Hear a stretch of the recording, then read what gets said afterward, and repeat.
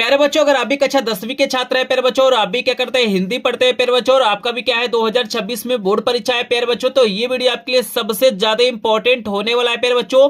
क्योंकि इस वीडियो में क्या करूंगा प्यारे बच्चों, यहाँ पे हिंदी के 100 सबसे महत्वपूर्ण बहुविकल्पी प्रश्न आपको कराने वाला हूं प्यारे बच्चों। और यहाँ पे मैं 100% आपको यहाँ पे बता रहा हूँ प्यारे बच्चों कि अगर मात्र ये 100 प्रश्न देख लेते हैं प्यारे बच्चों, से बाहर कोई भी प्रश्न क्या होगा 2026 के बोर्ड पेपर में नहीं आने वाला है प्यारे बच्चों। क्योंकि यही 100 प्रश्न है प्यारे बच्चों जो हर साल क्या होते हैं पूछे जाते हैं प्यारे बच्चों, और यहाँ पे इस बार भी 2026 के बोर्ड परीक्षा में यहीं से सारे प्रश्न बनेंगे प्यारे बच्चों।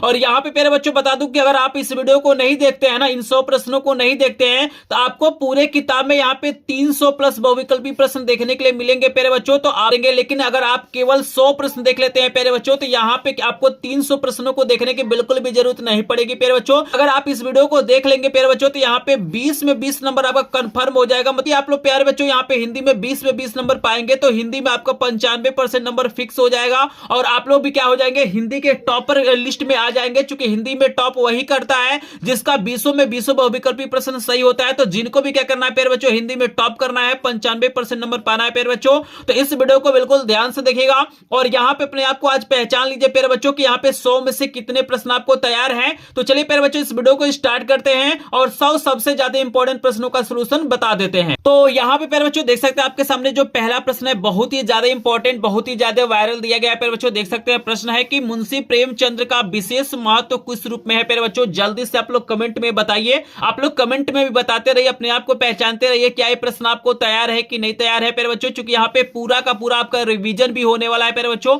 तो आप लोग बताइए मुंशी प्रेमचंद्र का विशेष महत्व किस रूप में है प्यारे बच्चों। उपन्यासकार के रूप में है, निबंधकार के रूप में है, कवि के रूप में है, या नाटककार के रूप में है प्यारे बच्चों। जल्दी से आप लोग कमेंट में मुझे बताइए, देखते हैं कितने यहाँ पे स्टूडेंट सही आंसर देते हैं। तो जल्दी से बताइए प्यारे बच्चों, यहाँ पे जो मुंशी प्रेमचंद्र जी हैं उनका जो विशेष महत्व है किस रूप में है प्यारे बच्चों। तो आपको याद रखना है प्यारे बच्चों, इनका जो विशेष महत्व है उपन्यासकार के रूप में है, क्योंकि उन्होंने सबसे ज्यादा उपन्यास का रचना किया है। ये एक प्रसिद्ध उपन्यासकार है। तो पहला ऑप्शन हमारा क वाला सही हो जाएगा प्यारे बच्चों। आप लोग दूसरा प्रश्न भी देख सकते हैं, आपको दिया गया है कि बादल की मृत्यु किसकी रचना है प्यारे बच्चों। कमेंट में बताइए बादल की मृत्यु किसकी रचना है प्यारे बच्चों। जयशंकर प्रसाद का है, मुंशी प्रेमचंद्र का है, राम कुमार वर्मा का है, या राजेंद्र प्रसाद का है। तो बताइए प्यारे बच्चों, बहुत ही फेमस मोस्ट इंपॉर्टेंट ये रचना है। जल्दी से बताइए कि ये जो रचना है किसकी रचना है प्यारे बच्चों। 4 ऑप्शन आपको दिया गया है। तो प्यारे बच्चों आप लोग कमेंट में बताइएगा। आपको बता दूं कि करेक्ट आंसर हो जाएगा राम कुमार वर्मा हो जाएगा, ग वाला ऑप्शन करेक्ट हो जाएगा प्यारे बच्चों। तो यहां पे चलिए प्यारे बच्चों आपको आगे लेके चलते हैं, और यहां पे हम आपको अगला प्रश्न दिखाते हैं। तो 2 नंबर प्रश्न हमारा क्लियर हो गया यहाँ पे। फिर इसके बाद से देखिएगा आपके सामने 3 नंबर का प्रश्न कितना ज्यादा इंपॉर्टेंट दे दिया गया प्यारे बच्चों। आप लोग देख सकते हैं 3 नंबर का प्रश्न है कि माँ के आंगन चाके द्वार के लेखक है। बताना है कि जो बहुत ही फेमस रचना है, बहुत ही प्रसिद्ध यह रचना है माँ के आंगन चाके द्वार, इसके लेखक कौन है प्यारे बच्चों। कन्हैयालाल मिश्र जी हैं, मोहन राकेश जी हैं, जयशंकर प्रसाद हैं, या मुंशी प्रेमचंद्र है। तो बताइए 4 ऑप्शन आपको दिया गया है। बहुत ही फेमस रचना है महके आंगन चाके द्वार, इसके लेखक का आपको नाम बताना है प्यारे बच्चों। कमेंट में बताइएगा तीसरा का करेक्ट आंसर क्या हो जाएगा। तो याद रखिएगा ये जो रचना है कन्हैयालाल मिश्र की है, क वाला ऑप्शन करेक्ट हो जाएगा प्यारे बच्चों। और यहाँ पे जो अगला प्रश्न है देख सकते हैं कितना ज्यादा इंपॉर्टेंट आपको दिया गया है प्यारे बच्चों। याद रखिएगा ये चौथा प्रश्न वेरी वेरी इंपॉर्टेंट है, बोर्ड परीक्षा 2026 के लिए प्रश्न दिया गया है कि शेखर एक जीवनी उपन्यास के लेखक हैं। याद रखिएगा कभी कभी पूछता है कि शेखर एक जीवनी किस विधा की रचना है। तो आपको याद रखना है कि शेखर एक जीवनी जीवनी नहीं है, यह एक उपन्यास है प्यारे बच्चों। तो घुमा फिरा के कई तरीके से प्रश्नों को पूछा जाता है, तो आपको सही आंसर पता होना चाहिए। किसी भी तरीके से पूछा जाए आप लोग सही आंसर दे सकें प्यारे बच्चों। तो यहाँ पे बताइए ये किसकी रचना है। दिनकर की रचना है, निराला की रचना है, अज्ञेय की रचना है, या मुंशी प्रेमचंद्र की रचना है। तो बताइए 4 नंबर का करेक्ट आंसर सभी लोग बताएंगे प्यारे बच्चों। एक एक प्रश्न आपके लिए इंपॉर्टेंट है प्यारे बच्चों। जो भी स्टूडेंट इस वीडियो को यहाँ पे स्किप कर देगा प्यारे बच्चों, इस वीडियो को नहीं देखागा, मेरी गारंटी है प्यारे बच्चों यहाँ पे क्या होगा 20 में उसका नंबर कम ही हो जाएगा। क्योंकि यहाँ पे बहुत सारे आप लोग वीडियो देखे होंगे बहुविकल्पी प्रश्नों का, लेकिन मेरा यहाँ पे दावा है प्यारे बच्चों कि ऐसा वीडियो आपको कहीं पर भी देखने के लिए नहीं मिलेगा। क्योंकि यहाँ पे जो 100 प्रश्न है बहुत ही ज्यादा इंपॉर्टेंट है। अगर आपको 20 में 20 नंबर आज ही पाना है प्यारे बच्चों, आज ही कंफर्म करना है, तो इस वीडियो को जरूर देखेगा। तो यहाँ पे अगर हम सही आंसर की बात करेंगे ना, जैसे शेखर एक जीवनी की अगर हम लेखक की बात करेंगे प्यारे बच्चों, तो यहां पे आपके अगेंस्ट जी हो जाएंगे। यहां पे अगेंस्ट जी की रचना है, गो वाला ऑप्शन करेक्ट है। और ये देखिएगा ये जो प्रश्न 5 नंबर है ना, इसको तो कोई नहीं रोक पाएगा प्यारे बच्चों। वेरी वेरी इंपॉर्टेंट, मत बोलिए इसको, मोस्ट इंपॉर्टेंट बोलिए प्यारे बच्चों। और ये आपके पेपर में छप चुका है, जो बोर्ड परीक्षा का पेपर है ना उसमें ये प्रश्न छप चुका है। चूंकि एक ऐसा प्रश्न है कि कभी भी यहां पे स्किप नहीं किया गया, हमेशा इस प्रश्न को पूछा गया है। तो आपको बताना है कि शुक्लोत्तर युग के समय कब से कब तक माना जाता है। बताइए शुक्लोत्तर युग का समय कब से कब तक माना जाता है प्यारे बच्चों। 1900 से 1918 तक माना जाता है, 1938 से 1947 तक माना जाता है, 1918 से 1938 तक माना जाता है, या 1947 से अब तक माना जाता है। तो बताइए प्यारे बच्चों कौन सा ऑप्शन करेक्ट होगा। तो प्यारे बच्चों देखिएगा, आपको यहाँ पे बहुत सारे लोग यहाँ पे कंफ्यूज होते हैं, वो गलती कर देते हैं। जैसे प्यारे बच्चों आपको याद रखना है कि बोर्ड पेपर में 2 प्रश्न पूछता है, एक पूछता है कि शुक्लोत्तर युग का समय और एक पूछता है शुक्ल युग का समय। तो याद रखिएगा यहाँ पे आपसे शुक्ल युग का समय नहीं पूछा गया है प्यारे बच्चों, यहाँ पे शुक्लोत्तर युग पूछा गया है। तो आपको ध्यान से इसका आंसर देना है, क्योंकि बोर्ड पेपर में बिल्कुल भी आपको गलती यहां पे नहीं करना है, गलती करेंगे तो आपका नंबर कटेगा। तो बताइए शुक्लोत्तर युग का समय कब से कब तक माना जाता है, कमेंट में जल्दी से बताइए। तो यहाँ पे प्यारे बच्चों याद रखिएगा, यहाँ पे अगर करेक्ट आंसर की बात करेंगे तो खवाला हो जाएगा 1938 से 1947 तक का जो समय है उसे हम लोग शुक्लोत्तर युग मानते हैं। अगर हमें शुक्ल युग की बात करेगा तो यहाँ पे 1918 से 1938 तक का जो समय होता है प्यारे बच्चों ये शुक्ल युग का होता है। तो दोनों को याद रखिएगा, क्योंकि दोनों में से कोई भी आपके पेपर में आ सकता है। और यहाँ पे अगला प्रश्न देखिएगा, आपको तैयार करना है प्यारे बच्चों 6 नंबर का, जो बहुत ही ज्यादा इंपॉर्टेंट है प्यारे बच्चों। 6 नंबर का प्रश्न आपको तैयार कर लेना है कि साहित्य की विशेषताएं किस विधा की रचना है प्यारे बच्चों। आपको बताना है कि ये कई बार प्रश्न पूछा है बोर्ड परीक्षा में कि साहित्य की विशेषताएं किस विधा की रचना है। आलोचना है, उपन्यास है, नाटक है या निबंध है। तो 4 ऑप्शन आपको दिया गया है प्यारे बच्चों, बताइए यहाँ पे करेक्ट आंसर क्या हो जाएगा। तो आपको याद रखना है प्यारे बच्चों ये एक प्रकार का निबंध है, गो वाला ऑप्शन करेक्ट है प्यारे बच्चों। और 7 नंबर का प्रश्न तो बिल्कुल भी आपको दिमाग से निकालना नहीं है, ये प्रश्न बिल्कुल छप चुका है, ये भी प्रश्न मोस्ट इंपॉर्टेंट है प्यारे बच्चों। आपको बताना है कि गंगा लहरी रचना है, आपको बताना है कि जो गंगा लहरी रचना है किसकी रचना है, पद्माकर की रचना है, निराला की रचना है, भूषण की रचना है, या यहाँ पे मुंशी प्रेमचंद की रचना है। तो बताइए फिर बच्चों किसकी रचना है, कमेंट में बताइए। तो याद रखिएगा अगर 7 नंबर की बात करेंगे तो यहाँ पे ये जो प्रश्न है बहुत ही ज्यादा इंपॉर्टेंट है, इसीलिए इसका करेक्ट जो आंसर हो जाएगा पद्माकर हो जाएगा, कौवल ऑप्शन करेक्ट है प्यारे बच्चों। आई होप आपको यहाँ पे 7 प्रश्न क्लियर हो गया होगा। अगला प्रश्न आपको दिखाते हैं प्यारे बच्चों, आपका यहाँ पे पूरा का पूरा रिवीजन हो जाएगा फिर बच्चों। अपने आप को आज पहचान सकते हैं आप लोग कि आप लोग कितना तैयार हैं बोर्ड पेपर के लिए। तो यहाँ पे चलिए 8 नंबर प्रश्न का आंसर दीजिए फिर बच्चों। 8 नंबर का प्रश्न देखिए कितना शानदार आपको दिया गया है। प्रश्न है कि बिहारी ने किस भाषा में काव्य किया। आपको बताना है कि जो बिहारी जी हैं बहुत ही फेमस कवि हैं, इन्होंने जो रचनाएं किया है किस भाषा में किया है फिर बच्चों। ब्रज भाषा में किया है, अवधी में किया है, भोजपुरी में किया है या खड़ी बोली में किया है। बताइए प्यारे बच्चों किस भाषा में इन्होंने रचना किया है। तो प्यारे बच्चों इन्होंने ब्रज भाषा में किया है, कौवल ऑप्शन करेक्ट हो जाएगा। और अगला प्रश्न है प्यारे बच्चों वेरी वेरी इंपॉर्टेंट है, ये भी प्रश्न आपके पेपर में छप चुका है। प्रश्न है कि कवि भूषण की रचना नहीं है, बताइए इसमें से कौन सी ऐसी रचना है जो कवि भूषण जी की नहीं है। 4 ऑप्शन है, रामचंद्रिका है, शिवराज भूषण है, छत्रसाल दशक है, शिवा बावनी है। तो बताइए कौन सी ऐसी रचना होगी प्यारे बच्चों जो ये भूषण जी का नहीं है, कमेंट में बताएंगे। तो याद रखिएगा ये कौवल ऑप्शन करेक्ट हो जाएगा। रामचंद्रिका भी बहुत ही फेमस रचना है प्यारे बच्चों, आपको याद रखना ये केशव दास की रचना है। किसकी रचना है? केशव दास की रचना है। कई बार बोर्ड परीक्षा में पूछा गया है कि रामचंद्रिका किसकी रचना है, तो इसको भी आप लोग याद रखिएगा। और यहाँ पे 10 नंबर का प्रश्न देखिए कितना शानदार, कितना ज्यादा इंपॉर्टेंट आपको दे दिया गया है प्यारे बच्चों। ये प्रश्न है कि द्विवेदी युग का नाम किसके नाम पे पड़ा। बताइए प्यारे बच्चों जो द्विवेदी युग नाम है वो किस मतलब लेखक के नाम पे पड़ा है। हजारी प्रसाद द्विवेदी के नाम पे पड़ा है, भारतेंदु हरिश्चंद्र के नाम पे पड़ा है, महावीर प्रसाद द्विवेदी के नाम पे पड़ा है या जयशंकर प्रसाद के नाम पे पड़ा है। बताइए प्यारे बच्चों जल्दी से बताइए द्विवेदी युग जो नाम पड़ा है किसके नाम पे पड़ा है। तो प्यारे बच्चों याद रखिएगा ये महावीर प्रसाद जो द्विवेदी जी हैं इन्हीं के नाम पे द्विवेदी युग का नाम पड़ा है। तो गौवल ऑप्शन करेक्ट हो जाएगा प्यारे बच्चों। तो फाइनली प्यारे बच्चों आप लोग देख सकते हैं यहाँ पे मैंने आपको 10 प्रश्न तैयार करा दिया प्यारे बच्चों। आप लोग जल्दी से मुझे बताइए कमेंट में प्यारे बच्चों कि 10 में से कितने प्रश्नों का आंसर आपने सही दिया है, जल्दी से बताइए। जो 10 प्रश्न आपको यहाँ पे बताया गया है प्यारे बच्चों, बताइए 10 में से कितने प्रश्नों का आंसर आपने सही दिया है, कमेंट में बताइए प्यारे बच्चों। तो प्यारे बच्चों बता दो कि चूंकि लास्ट समय चल रहा है, बिल्कुल आपका कुछ ही दिनों कुछ ही घंटों में आपका पेपर होने वाला है हिंदी का प्यारे बच्चों। अगर इस समय तैयारी नहीं करेंगे प्यारे बच्चों तो आपका भी नंबर कम हो जाएगा।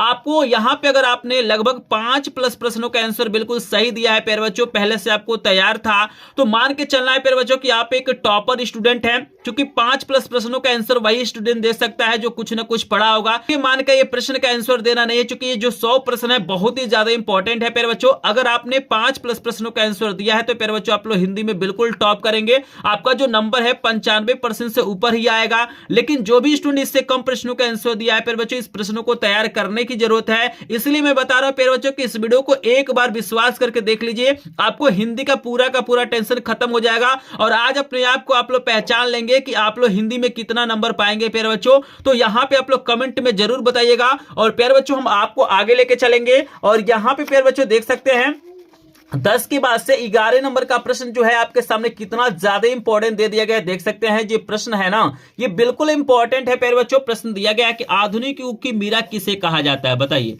आधुनिक युग की मीरा किसे कहा जाता है प्यारे बच्चों। मीराबाई को कहा जाता है, सुभद्रा कुमारी चौहान को कहा जाता है, महादेवी वर्मा को कहा जाता है, या इनमें से कोई नहीं। बताइए 11 नंबर का करेक्ट आंसर बताइए प्यारे बच्चों, जल्दी से कमेंट में बताइएगा। बिल्कुल आधुनिक युग की मीरा किसे कहा जाता है प्यारे बच्चों, तो आपको याद रखना है प्यारे बच्चों कि महादेवी वर्मा को आधुनिक युग की मीरा कहा जाता है। गौ वाला ऑप्शन करेक्ट हो जाएगा, आपको याद रखना है प्यारे बच्चों।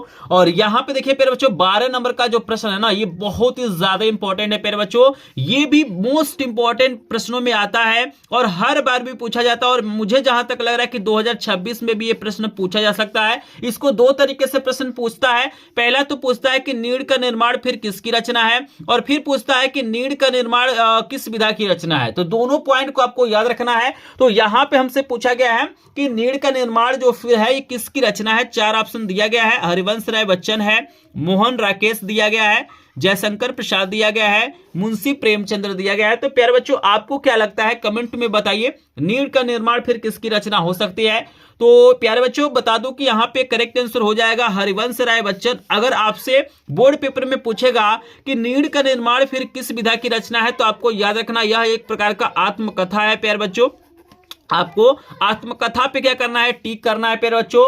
और यहां पे चलिए आगे चलते हैं। 13 नंबर का प्रश्न आपको दिया गया कि स्मृति की रेखाएं साहित्य की विधा है। आपको बताना है कि जो स्मृति की मतलब रेखाएं है किस साहित्य की रचना है।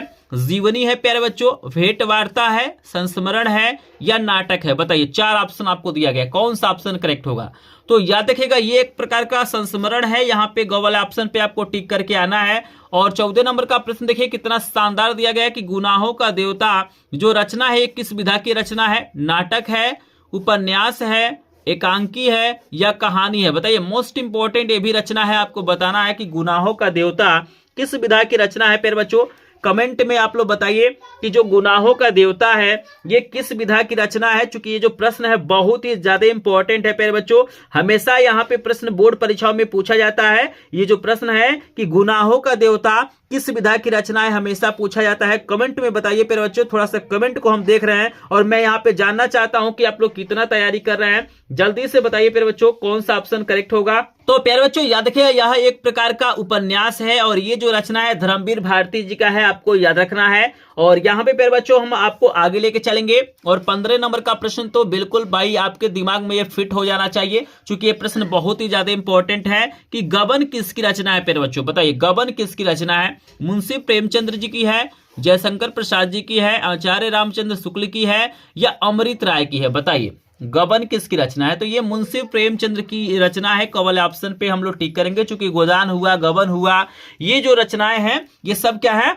आपके मतलब मुंशी प्रेमचंद्र की है प्यारे बच्चों। आपको आगे लेके चलेंगे। 15 के बाद से हम आपको 16 नंबर का प्रश्न दिखाएंगे जो अब तक का सबसे ज्यादा इंपॉर्टेंट है। तो बताइए प्यारे बच्चों 16 नंबर का प्रश्न आपके स्क्रीन पे आ गया है, जल्दी से बताइए प्यारे बच्चों। 16 नंबर का प्रश्न है कि साहित्य और कला रचना है। आपको बताना है कि जो साहित्य और कला रचना है ये किसकी रचना है। पद्मनाभ पुन्नालाल बख्शी की है, सुमित्रानंद पंत की है, भगवत शरण उपाध्याय की है, या जयप्रकाश भारती की है। बताइए 4 ऑप्शन दिया गया है। 16 नंबर का करेक्ट आंसर बताएंगे।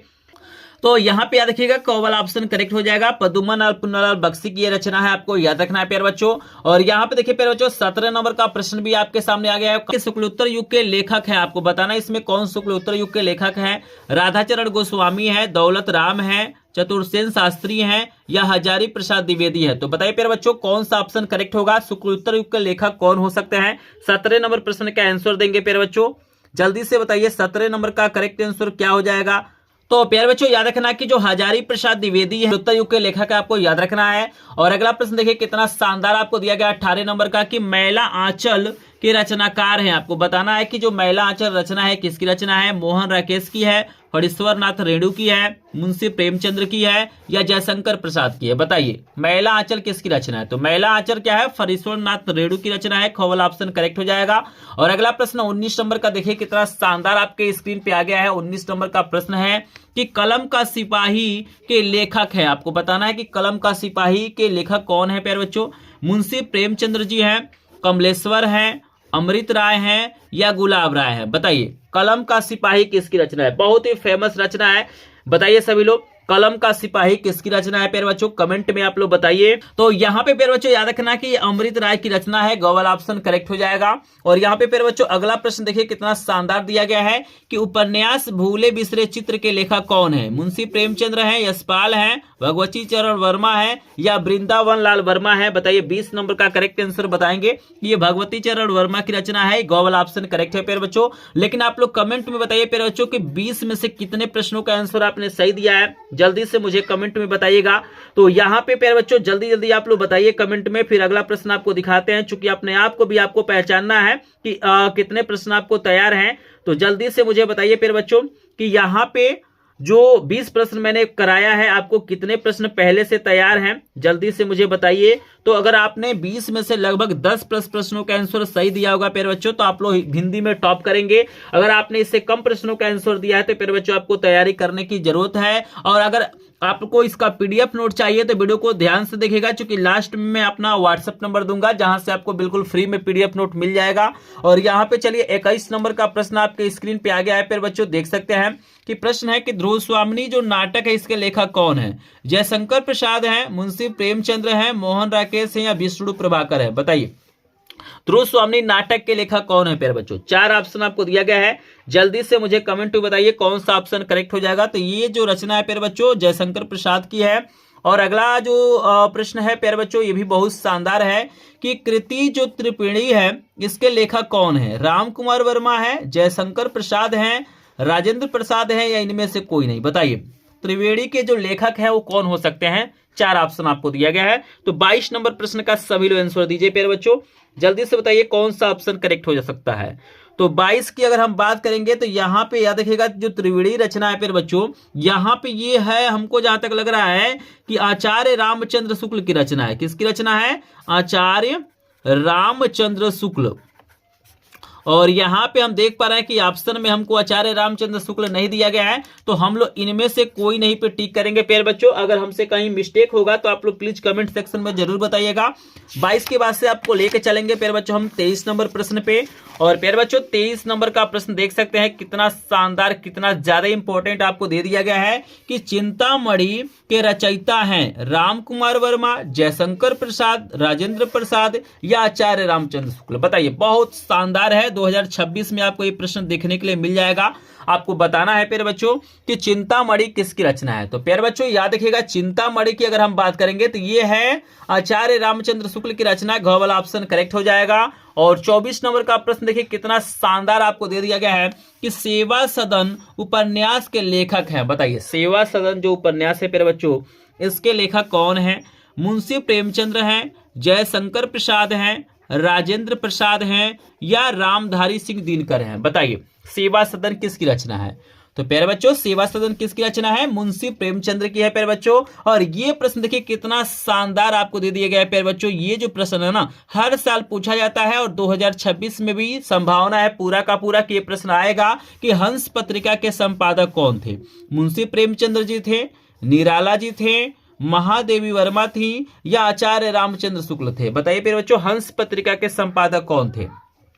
तो प्यारे बच्चों, हंस पत्रिका का संपादन मुंशी प्रेमचंद्र ने किया था, तो क वाला ऑप्शन करेक्ट हो जाएगा। एक एक प्रश्न प्यारे बच्चों आप लोग दिमाग में फिट करते रहिए, क्योंकि आपको दोबारा इस वीडियो को नहीं देखना है, बस एक बार देखिए, पूरा का पूरा प्रश्न तैयार करके जाइएगा, क्योंकि ये प्रश्न बहुत ही ज्यादा इंपॉर्टेंट है प्यारे बच्चों। और यहाँ पे प्यारे बच्चों अगला प्रश्न है कि आचार्य रामचंद्र शुक्ल एक है, बताइए। जो भाई आचार्य रामचंद्र शुक्ल जी है वो क्या है प्यारे बच्चों?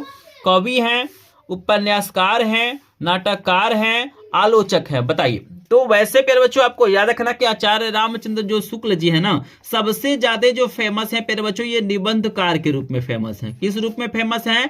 निबंधकार के रूप में फेमस है। अगर कहीं ऑप्शन में निबंधकार नहीं होता है तो आपको आलोचक पे टिक लगाना चाहिए, क्योंकि ये एक निबंधकार भी है और एक आलोचक भी है प्यारे बच्चों, आपको याद रखना है। और यहाँ पे प्यारे बच्चों 27 नंबर का प्रश्न का आंसर दीजिए सभी लोग। बहुत शानदार प्रश्न आपको दिया गया है।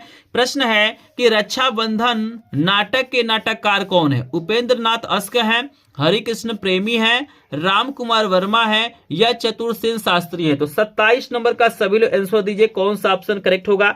जल्दी से मुझे बताइए प्यारे बच्चों, रक्षाबंधन नाटक के नाटककार कौन है? कमेंट में बताइए सभी लोग। तो प्यारे बच्चों आपको याद रखना, इसका करेक्ट आंसर हो जाएगा ख वाला, हरिकृष्ण प्रेमी की रचना है, आपको याद रखना है। और अगला प्रश्न है प्यारे बच्चों 28 नंबर का, देख सकते हैं आपको दिया गया कि हजारी प्रसाद द्विवेदी लेखक है। आपको बताना है कि जो हजारी प्रसाद द्विवेदी जी है वो किसके लेखक है? पानी के प्राचीर के लेखक हैं, आपका बंटी के लेखक हैं, बाण भट्ट की आत्मकथा के लेखक हैं, या बुध और समुद्र के लेखक है? बताइए, हजारी प्रसाद द्विवेदी किसके लेखक है? तो बाण भट्ट की आत्मकथा क्या है? हजारी प्रसाद द्विवेदी की रचना है प्यारे बच्चों, आपको याद रखना है। 29 नंबर का प्रश्न तो प्यारे बच्चों बहुत ही ज्यादा इंपॉर्टेंट है, चूंकि नीर का निर्माण फिर या क्या भूलूं क्या याद करूं, ये दोनों बहुत ज्यादा इंपॉर्टेंट है। दोनों में से कोई ना कोई एक पूछा जाता है।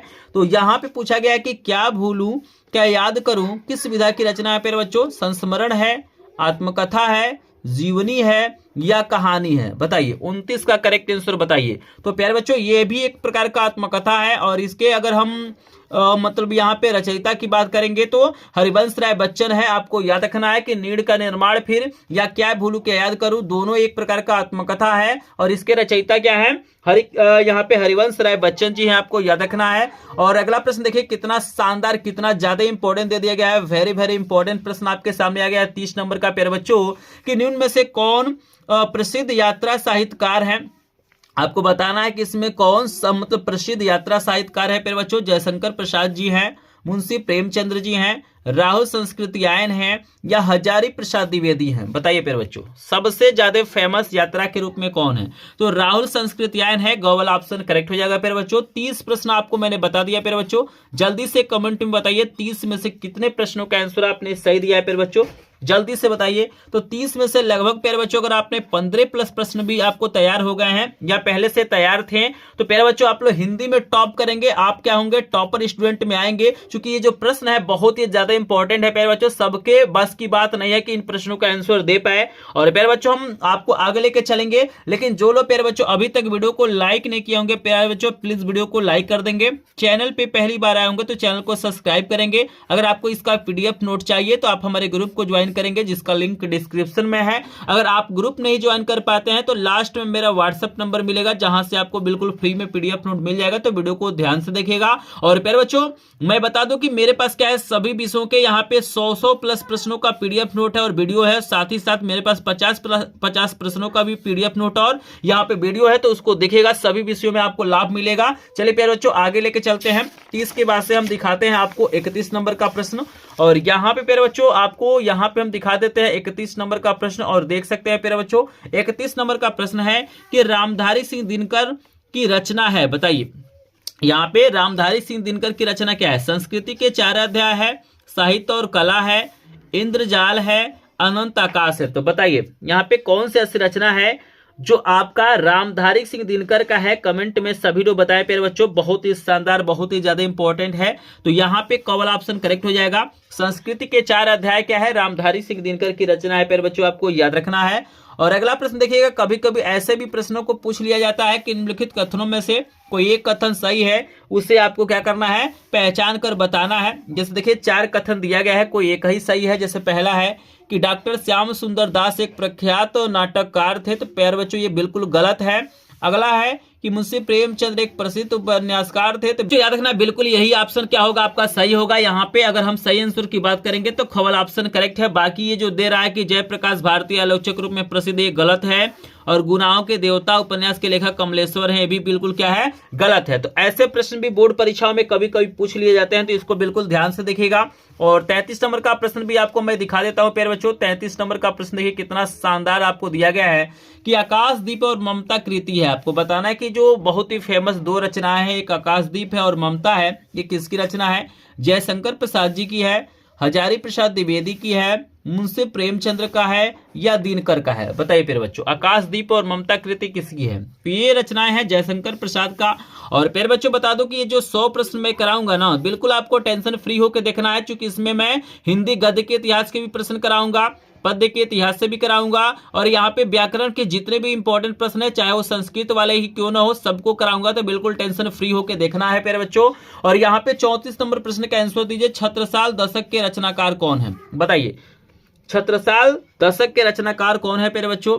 बिहारी जी हैं, जगनीश हैं, भूषण हैं, या केशवदास है? बताइए, छत्रसाल दशक किसकी रचना है? कमेंट में बताइए प्यारे बच्चों, जल्दी से बताइए, छत्रसाल दशक किसकी रचना है? मोस्ट इंपोर्टेंट रचना है। तो प्यारे बच्चों आपको याद रखना कि ये जो रचना है महाकवि भूषण की रचना है। गवल ऑप्शन करेक्ट हो जाएगा। और प्यारे बच्चों यहाँ पे 35 नंबर का प्रश्न आपके स्क्रीन पे आ गया है, सभी लोग आंसर दीजिए कि केशवदास काव्यधारा के कवि थे। बताइए, केशवदास जी हैं वो किस काव्यधारा के कवि हैं? रीतिबद्ध हैं, रीतिसिद्ध हैं, रीतिमुक्त हैं, या प्रयोगवादी हैं? तो प्यारे बच्चों याद रखना, केशवदास जी जो है रीतिबद्ध काव्यधारा के कवि हैं। कवल ऑप्शन करेक्ट हो जाएगा। और अगले प्रश्न का आंसर दिए प्यारे बच्चों कि निम्नलिखित में प्रयोगवाद की प्रमुख विशेषता कौन सी है? बताइए, प्रयोगवाद की प्रमुख विशेषता क्या है? रस पर आधारित ग्रंथ है, आश्रयदाताओं की प्रशंसा है, नवीन उपमानों का प्रयोग है, या इनमें से कोई नहीं? बताइए, 4 ऑप्शन दिया गया है, कमेंट सेक्शन में बताइए। तो यहाँ पे प्यारे बच्चों अगर हम सही आंसर की बात करेंगे तो गवल ऑप्शन करेक्ट हो जाएगा। प्यारे बच्चों यहाँ पे नवीन उपमानों का प्रयोग किया गया था प्रयोगवाद मतलब युग में, आपको याद रखना है प्यारे बच्चों। चलिए 36 नंबर का प्रश्न क्लियर है सभी को। आगे चलते हैं प्यारे बच्चों, आपको दिखाते हैं हम 37 नंबर का मोस्ट इंपोर्टेंट प्रश्न आपके स्क्रीन पे आ गया है, देख सकते हैं। सभी लोग कमेंट सेक्शन में आंसर दीजिए प्यारे बच्चों। 37 का करेक्ट आंसर सभी लोग बताइएगा कि ऋतिकालीन कवि कौन है? बताइए, इसमें से कौन से ऐसे कवि हैं प्यारे बच्चों जो इनका संबंध ऋतिकाल से है? केदार भट्ट हैं, जयसी हैं, पद्माकर हैं, या कृष्णदास है? तो प्यारे बच्चों 37 का सभी लोग करेक्ट आंसर दीजिए। 37 का करेक्ट आंसर क्या हो जाएगा? तो प्यारे बच्चों अगर आपने यहाँ पे गवल ऑप्शन चूज किया होगा तो करेक्ट आंसर गवल हो जाएगा। पद्माकर क्या है? ऋतिकालीन कवि है, आपको याद रखना है प्यारे बच्चों। और अगला प्रश्न देखिएगा, ये वेरी वेरी इंपॉर्टेंट है प्यारे बच्चों। यहाँ पे आपको 101% आपको बता दूं प्यारे बच्चों कि तार सप्तक से रिलेटेड कोई ना कोई प्रश्न क्या होता है प्यारे बच्चों, हमेशा बोर्ड परीक्षाओं में पूछा जाता है। अभी जितने भी यहाँ पे तार सप्तक से रिलेटेड प्रश्न है, सभी प्रश्न आपको इस वीडियो में देखने के लिए मिलेंगे। तो सबसे पहला जो प्रश्न पूछा जाता है कि तार सप्तक का प्रकाशन कब हुआ था? यानी प्रथम तार सप्तक का प्रकाशन कब किया गया था? 1942 में किया गया था, 1953 में किया गया था, 1943 में किया गया था, या 1940 में किया गया था? तो बताइए प्यारे बच्चों, जल्दी से बताइए, प्रथम तार सप्तक का प्रकाशन कब हुआ था? तो प्यारे बच्चों आपको याद रखना है कि 1943 में हुआ था। यहाँ पे एक जानकारी दे दूं प्यारे बच्चों के 8 वर्षों के अंतराल पे मतलब तार सप्तक का प्रकाशन किया गया था। तो अगर पहला 1943 है तो अगर दूसरा पूछेगा आपको तो इसमें 8 जोड़ देना है, आपका 1951 हो जाएगा। फिर तीसरा पूछेगा तो 1900 यहाँ पे 59 हो जाएगा। तो ये तीनों को याद रखिएगा, 1943 आपको याद रखना है। बाकी आपको 8 साल इसमें क्या करना, आपको जोड़ देना है, ठीक है ना। तो ऐसे प्रश्न पूछे जाते तो कोई भी आएगा तो आप लोग आंसर दे देंगे। 39 नंबर का प्रश्न आपके स्क्रीन पे आ गया, देख सकते हैं। प्रश्न है कि सूर्यकांत त्रिपाठी निराला की रचना है। बताइए, इसमें सूर्यकांत त्रिपाठी निराला जी की है, कनुप्रिया है प्यारे बच्चों, सुनहरे सवाल है, ठंडा लोहा है, या राम की शक्ति पूजा है? बताइए, 39 का सभी लोग करेक्ट आंसर बताइए प्यारे बच्चों। तो याद रखिएगा यहाँ पे राम की शक्ति पूजा, यहाँ पे गौवल ऑप्शन करेक्ट हो जाएगा। और 40 नंबर का प्रश्न वेरी वेरी इंपॉर्टेंट है प्यारे बच्चों, 2026 बोर्ड के लिए सबसे ज्यादा इंपॉर्टेंट प्रश्न है प्यारे बच्चों कि दीप शिखा किसकी रचना है? बताइए प्यारे बच्चों, दीप शिखा बहुत ही फेमस रचना है, आपको बताना है किसकी रचना है प्यारे बच्चों। महादेवी वर्मा जी की है, जयशंकर प्रसाद जी की है, सुमित्रा नंदन पंत जी की है, या निराला जी की है? बताइए प्यारे बच्चों, दीप शिखा किसकी रचना हो सकती है? तो प्यारे बच्चों याद रखना, अगर दीपशिखा की बात करेंगे तो ये महादेवी वर्मा की रचना है, कवल ऑप्शन करेक्ट हो जाएगा। प्यारे बच्चों 40 प्रश्न आपके सामने आ गए हैं। बताइए प्यारे बच्चों 40 में से कितने प्रश्नों का आंसर आपने सही दिया है। प्यारे बच्चों कितने प्रश्न आपको तैयार है, कमेंट सेक्शन में बताइएगा प्यारे बच्चों। तो यहाँ पे प्यारे बच्चों अगर 40 में से लगभग 20 प्लस प्रश्न भी आपको तैयार हो गए होंगे प्यारे बच्चों, तो आप लोग हिंदी के टॉपर स्टूडेंट बनेंगे। लेकिन अगर आपको इससे कम प्रश्न तैयार है प्यारे बच्चों, तो आपको तैयारी करने की जरूरत है। और जो लोग अभी तक वीडियो को लाइक नहीं किए होंगे प्यारे बच्चों, वीडियो को लाइक जरूर करेंगे। और आपके सामने आ गया यहाँ पे 41 नंबर का प्रश्न है कि प्रिय प्रवास किसकी रचना है। बताइए प्यारे बच्चों प्रिय प्रवास किसकी रचना है, कमेंट में बताइएगा। हरिऔध की रचना है, निराला की रचना है, यहाँ पे पंत की रचना है, या अज्ञेय की रचना है। बताइए प्रिय प्रवास किसकी रचना है। तो प्रिय प्रवास प्यारे बच्चों किसकी रचना है, हरिऔध जी की रचना है। कवल ऑप्शन पे आप लोग टिक करके आइएगा।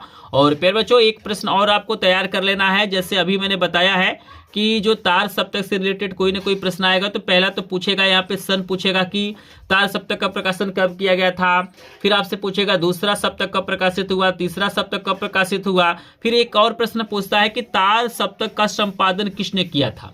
बताइए प्यारे बच्चों तार सप्तक का संपादन किसने किया था, हरिऔध ने किया था, निराला ने किया था, पंत ने किया था, या अज्ञेय जी ने किया था। बताइए। तो यहाँ पे याद रखना अज्ञेय जी ने किया था। यहाँ पे घ वाला ऑप्शन करेक्ट है प्यारे बच्चों।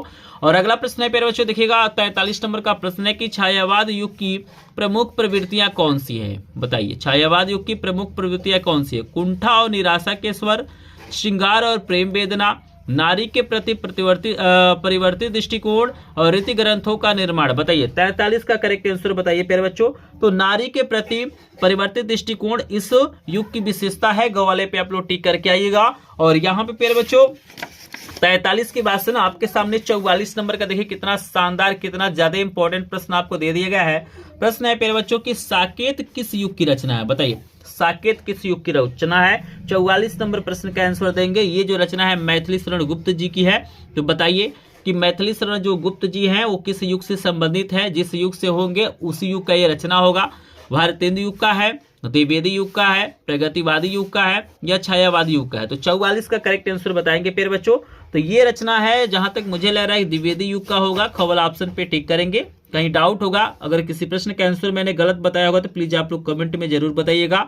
और 45 नंबर का प्रश्न है कि सुमित्रा नंदन पंत की रचना है। बताइए इसमें कौन सी ऐसी रचना है जो सुमित्रा नंदन पंत जी की है। ज्ञानदीप है, युगवाणी है, प्रेम वाटिका है, या इनमें से कोई नहीं। बताइए। तो युगवाणी क्या है, सुमित्रा नंदन पंत की रचना है। खवल ऑप्शन पे आपको टिक करना है। और अगला प्रश्न है प्यारे बच्चों कि महादेवी वर्मा की रचना क्या है। त्रिधरा है, वीणा है, पद के साथी है, या गुंजन है। बताइए इसमें से कौन सी ऐसी रचना है जो महादेवी वर्मा की रचना है प्यारे बच्चों। तो यहाँ पे पथ के साथी, यहाँ पे गौल ऑप्शन आई थिंक करेक्ट होना चाहिए। आई होप आपको 46 नंबर प्रश्न भी क्लियर हो गया होगा। 47 नंबर का जो प्रश्न आपको तैयार करना है प्यारे बच्चों कि रीतिकाल का समय कब से कब तक माना जाता है। बताइए जो रीतिकाल बहुत ही फेमस काल है, इसका समय कब से कब तक माना जाता है। 1643 से 1843 माना जाता है, 1343 से 1643 माना जाता है, या 743 से 1343 माना जाता है, या 1843 से अब तक माना जाता है। बताइए 47 नंबर का करेक्ट आंसर बताइए प्यारे बच्चों। मोस्ट इंपॉर्टेंट प्रश्न है। तो याद रखिएगा रीतिकाल की बात करेगा तो 1643 से 1843 तक होता है। तो कवल ऑप्शन करेक्ट है प्यारे बच्चों। 48 नंबर प्रश्न का आंसर देंगे प्यारे बच्चों। प्रश्न है कि रीति मुक्त काव्य धारा के 2 कवियों का नाम बताइए। घनानंद है, बोधा ठाकुर है, क और ख दोनों है, या सारंगधर है। बताइए कौन सा ऑप्शन करेक्ट होगा। तो 2 कवि का पूछा है तो यहाँ पे घनानंद और बोधा ठाकुर हो जाएंगे। तो गौवल ऑप्शन पे आपको टिक करना है प्यारे बच्चों। 49 नंबर का प्रश्न देखिए बहुत ही फेमस, बहुत ही ज्यादा इंपॉर्टेंट है कि रीतिकाल को अलंकृत काल किस विद्वान ने कहा है। बताइए रीतिकाल को अलंकृत काल किस विद्वान ने कहा है प्यारे बच्चों। बताइए विश्वनाथ प्रसाद मिश्र ने कहा है, मिश्र बंधुओं ने कहा है, आचार्य रामचंद्र शुक्ल ने कहा है, या इनमें से कोई नहीं। बताइए प्यारे बच्चों जल्दी से बताइए। 49 नंबर का प्रश्न बेहद इंपॉर्टेंट है। जल्दी से सभी लोग कमेंट में बताइए कौन सा ऑप्शन करेक्ट हो जाएगा। तो मिश्र बंधुओं ने कहा है, खवल ऑप्शन करेक्ट हो जाएगा। और प्यारे बच्चों देखिए 50 नंबर का प्रश्न अभी मैंने आपको बताया है, तार सप्तक से रिलेटेड मैंने बताया है। ये बहुत ही ज्यादा इंपॉर्टेंट प्रश्न है प्यारे बच्चों। जल्दी से बताइए तीसरा जो सप्तक था वो कब प्रकाशित किया गया। 1951 में, 1959 में, 1943 में, या 1979 में। जल्दी से बताइए कौन सा ऑप्शन करेक्ट होगा प्यारे बच्चों। यहाँ पे तीसरा जो हुआ था 1959 में हुआ था। अभी मैंने बताया है कि आपको कि भाई 8-8 साल के गैपिंग था। तो पहला आपका प्रकाशित हुआ था 1943 में, दूसरा पूछेगा तो 1951, तीसरा पूछेगा तो 1959। दिमाग में बैठा लीजिएगा, एक प्रश्न आएगा। और यहाँ पे ये भी बताइए, लगभग आधा प्रश्न खत्म हो गया। 50 में से कितने प्रश्नों का आंसर आपने सही दिया है, कमेंट में बताइए। तो प्यारे बच्चों 50 में से लगभग 25 प्लस प्रश्न भी आपको पहले से तैयार थे या इस वीडियो को देखने के बाद से तैयार हो गए हैं। तो प्यारे बच्चों आपको हिंदी में टॉप करने से कोई नहीं रोक सकता है। प्यारे बच्चों हम आगे चलेंगे और यहाँ पे हम आपको 51 नंबर का प्रश्न दिखाएंगे। अभी यहाँ पे व्याकरण के सभी इंपॉर्टेंट प्रश्न आएंगे, बिल्कुल आपको परेशान नहीं होना है, क्योंकि इस वीडियो में मैंने सभी प्रकार के प्रश्नों को लिया है, चाहे गद्य के इतिहास हो, पद्य के इतिहास हो, यहाँ व्याकरण हो। तो यहाँ पे अगला प्रश्न है कि साकेत महाकाव्य की रचना किसने की थी, बताइए। साकेत महाकाव्य की रचना किसने किया था? मैथिली शरण गुप्त ने, जयशंकर प्रसाद ने, हरिऔध ने या नागार्जुन ने? बताइए। साकेत जो महाकाव्य है प्यारे बच्चों बहुत ही फेमस है, इसकी रचना किसने किया था बताइए। तो मैथिली शरण गुप्त जी ने किया था। केवल ऑप्शन पे टिक करना है। और अगला प्रश्न है कि सुमित्रानंदन पंत की रचना नहीं है, बताइए इसमें कौन सी ऐसी रचना है जो सुमित्रानंदन पंत की रचना नहीं है। प्यारे बच्चों जब भी आपके सामने पेपर आएगा सबसे पहले आपको यही देखना है कि मतलब नहीं पूछा है कि हाँ पूछा है। मतलब यहाँ पे काफी लोग क्या होते हैं, कंफ्यूज हो जाते हैं। वो जब नहीं पूछता है ना तो गलती करके चले आते हैं, तो आपको गलती नहीं करना है। बताइए कौन सी रचना सुमित्रानंदन पंत की नहीं है? ग्राम्या है, स्वर्णधूली है, कमायनी है या युगांत है? बताइए। तो आपको याद रखना है कि ये कमायनी क्या है, इनकी रचना नहीं है, ये रचना है जयशंकर प्रसाद की। किसकी रचना है? ये जयशंकर प्रसाद जी की रचना है। प्यारे बच्चों आपको याद रखना है। और 53 नंबर का प्रश्न आप लोग देख सकते हैं कि आपसे वही प्रश्न पूछ लिया है, तार सप्तक वाला, अभी मैंने बताया है। प्यारे बच्चों इसमें गलती नहीं होना चाहिए, यहाँ पे 100% सही आंसर आना चाहिए, क्योंकि इसको मैं बार बार बता रहा हूँ कि आपके पेपर में आएगा। प्रश्न है कि दूसरा सप्तक कब प्रकाशित किया गया था? 1951, 1959, 1943 या 1979? बताइए। दूसरा सप्तक बिल्कुल यहाँ पे 100% आप लोगों ने सही आंसर दिया है। बिल्कुल 1951 में किया गया था प्यारे बच्चों, बिल्कुल सही आंसर है। 54 नंबर का प्रश्न है कि आंसू किसकी रचना है? बताइए। आंसू जो रचना है वो किसकी रचना है? जयशंकर प्रसाद की है, श्रीधर पाठक की है, सियाराम शरण गुप्त की है या हरिऔध की है? तो आंसू है जयशंकर प्रसाद का, केवल ऑप्शन करेक्ट होगा। 55 नंबर का आंसर दीजिए प्यारे बच्चों। 55 नंबर का प्रश्न है कि रीतिमुक्त का विधारा के रचना है, बताइए कौन सी रचना रीतिमुक्त का विधारा की है? सुजान सागर है, बिहारी सतसई है, ललित ललाम है या काव्य निर्माण है? तो बताइए। 55 का सभी लोग करेक्ट आंसर देंगे प्यारे बच्चों। तो यहाँ पे सुजान सागर केवल ऑप्शन करेक्ट हो जाएगा। और 56 नंबर का प्रश्न भी आपके सामने आ गया है, देख सकते हैं प्यारे बच्चों। 56 नंबर का प्रश्न है कि यशोधरा किसकी रचना है? बताइए यशोधरा किसकी रचना है? मैथिली शरण गुप्त की, जयशंकर प्रसाद की, मुंशी प्रेमचंद्र की या इनमें से कोई नहीं? यशोधरा किसकी रचना है प्यारे बच्चों? तो यशोधरा जो है वो मुंशी प्रेमचंद की नहीं है, ये मैथिली शरण गुप्त की है, केवल ऑप्शन करेक्ट है। और 57 नंबर का प्रश्न है कि घनानंद किस काव्यधारा के कवि हैं? रीतिबद्ध है, रीति सिद्ध है, रीति मुक्त है या आधुनिक काल के? बताइए। 57 का करेक्ट आंसर दीजिए। तो रीति मुक्त का विधारा के है ये, तो यहाँ पे गौ वाले ऑप्शन पे हम लोग टिक करेंगे प्यारे बच्चों। क्लियर हो रहा है ना? एक एक प्रश्न समझ में आएगा, बस एक बार विश्वास करके इन इंपॉर्टेंट प्रश्नों को तैयार करिए प्यारे बच्चों। जब आप पेपर दे के आएंगे खुद कमेंट करेंगे कि सर ये जो प्रश्न आपने बताया है बिल्कुल वहीं से सारे प्रश्न बने हैं प्यारे बच्चों। इसलिए मैं बोल रहा हूँ कि एक बार विश्वास करिए, इस वीडियो को देखिए, चूंकि ऐसा वीडियो आपको कहीं पर भी देखने के लिए नहीं मिलेगा। अगला प्रश्न है कि भारतेंदु युग का समय अवधि बताइए। भारतेंदु युग का समय कब से कब तक माना जाता है? 1900 से 1928 तक, 1868 से 1900 तक, 1919 से 1936 तक या 1800 से 1828 तक? बताइए भारतेंदु युग का समय कब से कब तक माना जाता है? तो यहाँ पे हो जाएगा केवल ऑप्शन करेक्ट, यानी ख वाला ऑप्शन करेक्ट होगा प्यारे बच्चों। ये क वाला नहीं, ख वाला 1868 से 1900 तक। चलिए आपको यहाँ पे 59 नंबर का प्रश्न है कि हिंदी साहित्य का मौलिक उपन्यास किसे माना जाता है? प्रथम उपन्यास किसे कहा जाता है? चित्रलेखा को कहा जाता है, हृदय की परख को कहा जाता है, अंतिम आकांक्षा को कहा जाता है या परीक्षा गुरु को कहा जाता है? तो प्यारे बच्चों परीक्षा गुरु आपको याद रखना चाहिए। अगर हिंदी का प्रथम कहानी पूछेगा तो इंदुमती आपको याद रखना है। 60 नंबर का प्रश्न का आंसर दीजिए कि किस कवि को राष्ट्र कवि कहा जाता है? पंत को, निराला को, मैथिली शरण गुप्त को या महादेवी वर्मा को? बताइए। वेरी वेरी इंपॉर्टेंट प्रश्न है प्यारे बच्चों, बताइए राष्ट्र कवि किसे कहा जाता है? तो मैथिली शरण गुप्त को कहा जाता है, यहाँ पे गौवल ऑप्शन करेक्ट है। 60 प्रश्न खत्म हो गया। बताइए प्यारे बच्चों 60 में से कितने प्रश्नों का आंसर आपने सही दिया है, कमेंट में बताइएगा प्यारे बच्चों। तो प्यारे बच्चों अगर आपने 60 में से लगभग 30 प्लस प्रश्नों का आंसर सही दिया होगा तो प्यारे बच्चों आप लोग टॉप करेंगे, मतलब हिंदी में बढ़िया नंबर पाएंगे। और प्यारे बच्चों जो लोग अभी तक वीडियो को लाइक नहीं किए होंगे प्यारे बच्चों प्लीज वीडियो को लाइक कर देंगे, क्योंकि यहाँ पे मैं 60 प्रश्न खत्म हो गया और मैं देख पा रहा हूँ कि इस वीडियो पर अभी तक 60 लाइक कंप्लीट नहीं हुआ है। तो प्यारे बच्चों इस वीडियो का लाइक का टारगेट रहेगा 100 प्रश्न है ना, तो 100 यहाँ पे लाइक का टारगेट रहेगा। देखते हैं आप लोग कितना जल्दी पूरा कर देते हैं। तो जो लोग लाइक नहीं किए होंगे प्लीज लाइक करेंगे, क्योंकि आपका लाइक शेयर सब्सक्राइब हमारा मोटिवेशन होता है। चलिए प्यारे बच्चों यहाँ पे अभी तक आप लोग हिंदी गद्य पद्य के इतिहास से प्रश्न देखे हैं, इसके बाद से जितने भी प्रश्न आएंगे व्याकरण के आएंगे। और यहाँ पे आपके सामने 61 नंबर का सबसे ज्यादा इंपॉर्टेंट प्रश्न आ गया है प्यारे बच्चों, वेरी वेरी इंपॉर्टेंट है कि करुण रस का स्थायी भाव बताइए प्यारे बच्चों। क्रोध होगा, शोक होगा, हास होगा या भय होगा? करुण रस का स्थायी भाव बताइए प्यारे बच्चों। तो प्यारे बच्चों यहाँ पे हो जाएगा, करुण की बात करेगा तो शोक हो जाएगा। और अगला प्रश्न है प्यारे बच्चों कि हास रस का स्थायी भाव। देखिए दोनों में से कोई ना कोई एकदम यहाँ पे 101% कन्फर्म है कि पूछा जाएगा प्यारे बच्चों। तो बताइए हास्य का क्या होगा? क्रोध होगा, शोक होगा, हास होगा या भय होगा? तो हास रस का यहाँ पे हास होता है, दोनों को याद रखिएगा, करुण का शोक और हास्य का हास प्यारे बच्चों। कभी कभी उदाहरण भी पूछ लेता है, जैसे कुछ उदाहरण देता है और आपसे पूछता है कि यहाँ पे कौन सा मतलब यहाँ पे रस होगा। जैसे दिया गया है 63 नंबर का कि हाथी जैसी देह, गेंडे जैसी चाल, तरबूजे सी खोपड़ी, खरबूजे से गाल, इसमें आपको रस बताना है। तो प्यारे बच्चों इन पंक्तियों को पढ़ेंगे तो आपको क्या लग रहा है? आपको हंसी आ रहा है ना भाई? हाथी जैसे देह है, गेंडे जैसे चाल है, तरबूजे के जैसे खोपड़ी है, खरबूजे के जैसे गाल है, तो भाई हंसी छूट रहा है। तो यहाँ पे क्या होगा बताइए? करुण रस होगा, हास्य रस होगा, श्रृंगार होगा या वीर होगा? तो प्यारे बच्चों यहाँ पे हास्य रस होगा, बिल्कुल यहाँ पे खवल ऑप्शन करेक्ट हो जाएगा। और अगला प्रश्न प्यारे बच्चों 64 नंबर का आपको तैयार करना है कि बिंद के वासी उदासी तपोव्रतधारी महाबुनि नारी दुखारे, यहाँ पे आपको बताना है कौन सा रस होगा? करुण होगा, हास्य होगा, श्रृंगार होगा या वीर होगा? तो प्यारे बच्चों इसमें गलती आपको नहीं करना है, यहाँ पे भी हास्य रस है, आपको याद रखना है, खवल ऑप्शन करेक्ट होगा। 64 के बाद से प्यारे बच्चों हम आपको आगे लेके चलेंगे और यहाँ पे प्यारे बच्चों आपको 65 नंबर का प्रश्न दिखाते हैं जो बहुत शानदार, बहुत इंपॉर्टेंट है।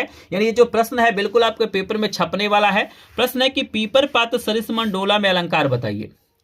रूपक अलंकार होगा, उपमा होगा, उत्प्रेक्षा होगा, अनुप्रास होगा? बताइए पीपर पात सरिस मंडोला में कौन सा अलंकार होगा प्यारे बच्चों? 65 का करेक्ट आंसर बताएंगे। तो यहाँ पे याद रखना है आपको, उपमा हो जाएगा, खवल ऑप्शन करेक्ट हो जाएगा। और अगला भी आपको तैयार कर लेना, ये भी वेरी वेरी इंपॉर्टेंट है कि चरण कमल बंधु हरिराई में अलंकार बताइए। उपमा होगा प्यारे बच्चों, उत्प्रेक्षा होगा, रूपक होगा या यमक होगा? बताइए 66 का करेक्ट आंसर बताएंगे। तो यहाँ पे रूपक अलंकार होगा, गवल ऑप्शन करेक्ट है। 68 नंबर का प्रश्न देखिए कितना शानदार आपको दिया गया है प्यारे बच्चों, देख सकते हैं 68 नंबर का जो प्रश्न है आपको दिया गया है कि जहां उपमेय में उपमान की संभावना हो वहां पे कौन सा अलंकार होता है? रूपक होता है, उपमा होता है, उत्प्रेक्षा होता है या अनुप्रास होता है? बताइए 68 का करेक्ट आंसर। तो यहाँ पर रूपक अलंकार तो होगा नहीं प्यारे बच्चों, उत्प्रेक्षा अलंकार। एक प्रश्न का आंसर मैंने नहीं बताया है, इसको देख लीजिएगा। ये जो 66 नंबर प्रश्न है इसका आंसर मैंने नहीं बताया, देख रहे हैं ना, चरण कमल बंधु हरिराई में अलंकार। तो यहाँ पे रूपक अलंकार है, गौवल ऑप्शन करेक्ट है, समझ गए? चरण कमल बंधु हरिराई में रूपक और पीपर पात सरिस मंडोला में उपमा और पायो जी मैंने राम रतन धन पायो, यहाँ पे देखिएगा ये जो पायो जी मैंने राम रतन धन पायो में रूपक होगा और जहां पे उपमेय में उपमान की संभावना होती है वहां पे उत्प्रेक्षा अलंकार होता है। क्लियर है प्यारे बच्चों? 69 नंबर का प्रश्न क्या है आपके सामने, देख सकते हैं कि रोला छंद के प्रत्येक चरण में कितनी मात्राएं होती है? बताइए रोला छंद के प्रत्येक चरण में कितनी मात्राएं होती हैं? 24 मात्राएं, 16 मात्राएं, 13 मात्राएं और 11 मात्राएं? सभी लोग बताइए, कमेंट में बताइए। 24 का मतलब 69 का करेक्ट आंसर क्या होगा? तो यहाँ पे अगर हम 69 की बात करेंगे प्यारे बच्चों तो यहाँ पे 24 मात्राएं होती हैं, यहाँ पे कवल ऑप्शन करेक्ट है। और अगला प्रश्न है कि रोला छंद में कुल कितने चरण होते हैं? 1 2 3 4। तो रोला में होते हैं प्यारे बच्चों 4 चरण होते हैं, कवल ऑप्शन करेक्ट होगा। और 71 नंबर का प्रश्न आपको बताने जा रहे हैं, लेकिन आप लोग थोड़ा सा कमेंट में मुझे बताइए कि 70 में से कितने प्रश्नों का आंसर आपने सही दिया है? बताइए प्यारे बच्चों, 70 प्रश्न खत्म हो गया ना, तो बताइए 70 में से कितने प्रश्नों का आंसर आपने सही दिया? तो 70 में लगभग 35 प्लस प्रश्नों का आंसर आपने सही दिया है। तो प्यारे बच्चों यहाँ पे 20 में 20 नंबर पाने से कोई नहीं रोक सकता, और जैसे आपको 20 में 20 नंबर बनेगा यहाँ पे आप लोग हिंदी के टॉपर स्टूडेंट बनेंगे, चूंकि आपका नंबर जो है हिंदी में 95% से ऊपर ही आएगा। और जो लोग भाई इसमें 35 प्लस प्रश्नों का आंसर नहीं दिया है तो उन प्रश्नों को तैयार करने की जरूरत है। लेकिन इस वीडियो का टारगेट है मात्र 100 लाइक का, तो देखते हैं आप लोग कितना जल्दी इस टारगेट को पूरा करते हैं। प्यारे बच्चों, आपके सामने 71 नंबर का प्रश्न है कि सोठा के पहले चरण में कितनी मात्राएं होती है? 12 मात्राएं, 16 मात्राएं, 13 मात्राएं या 11 मात्राएं? 71 का आंसर हो जाएगा, यहाँ पे 11 मात्राएं होती हैं, ग वाला ऑप्शन करेक्ट हो जाएगा। 71 के बाद से प्यारे बच्चों हम आपको लेकर चलते हैं 72 नंबर प्रश्न पे। और यहाँ पे देखिए 72 नंबर का प्रश्न कितना ज्यादा इंपॉर्टेंट दे दिया गया आपसे कि छंद पढ़ते समय आने वाले विराम को क्या कहते हैं? मात्रा कहते हैं, गति कहते हैं, लय कहते हैं या यति कहते हैं? तो प्यारे बच्चों हम लोग उसे क्या बोलते हैं? यति बोलते हैं। घ वाला ऑप्शन करेक्ट है। अगला प्रश्न है प्यारे बच्चों जो आपके पेपर में आने वाला है कि रचना के आधार पर वाक्य के कितने भेद होते हैं? 1 भेद, 2 भेद, 3 भेद या 4 भेद? तो याद रखना है कि 3 भेद होते हैं। ग वाला ऑप्शन करेक्ट। कभी कभी प्यारे बच्चों यहाँ पे पूछ लेता है कि अर्थ के आधार पर वाक्य के कितने भेद होते हैं? 2 होते हैं, 4 होते हैं, 5 होते हैं, 8 होते हैं। तो अगर अर्थ पूछेगा तो यहाँ पे 8 होगा। घ वाला ऑप्शन पे टिक करिएगा। और प्यारे बच्चों यहाँ पे पूछता है संज्ञा से रिलेटेड बहुत सारे प्रश्न आता है। जैसे पूछा हुआ है जातिवाचक संज्ञा शब्द क्या है? इसमें कौन जातिवाचक होगा? शिक्षक होगा, दरबार होगा, कोमल होगा या अंधेरा होगा? तो यहाँ पे शिक्षक हो जाएगा जातिवाचक। प्यारे बच्चों याद रखना है। प्यारे बच्चों 76 नंबर का प्रश्न तो कोई भी नहीं रोक सकता है, क्योंकि यहाँ पे पूछा ही जाएगा कि वाच के कितने भेद होते हैं? 2, 3, 4 या 8? तो प्यारे बच्चों याद रखना वाच्य के 3 भेद होते हैं, कर्ता, कर्म और भाव होता है। तो ख वाला ऑप्शन करेक्ट है। कभी कभी उदाहरण भी दे देता है और पूछता है इसमें कौन सा वाच्य होगा। जैसे आपसे पूछा गया है कि तुमसे सोया नहीं जा सकता है, इसमें वाच्य बताना है। कर्ता होगा, कर्म होगा, भाव होगा या इनमें से कोई नहीं? तो तुमसे सोया नहीं जा सकता है तो यहाँ पे भाववाच्य होगा। प्यारे बच्चों कभी कभी पूछता है कि कर्मवाच्य में किसकी प्रधानता होती है, कभी कभी पूछता है कि भाववाच्य में किसकी प्रधानता होती है, कभी कभी पूछता है कि कर्तावाच्य में किसकी प्रधानता होती है। तो कर्मवाच्य में कर्म की प्रधानता होती है, भाव में भाव की होता है और कर्ता में कर्ता का होता है। तो याद रखिएगा ये भी बहुत ज्यादा इंपॉर्टेंट है। इस पॉइंट को मैंने आपको बता दिया है। और अगला प्रश्न है कि महात्मा बुद्ध ने विश्व को शांति का संदेश दिया, इसमें आपको वाच्य बताना है। तो सिंपल है प्यारे बच्चों, यहाँ पे कर्तावाच्य होगा। क्लियर है।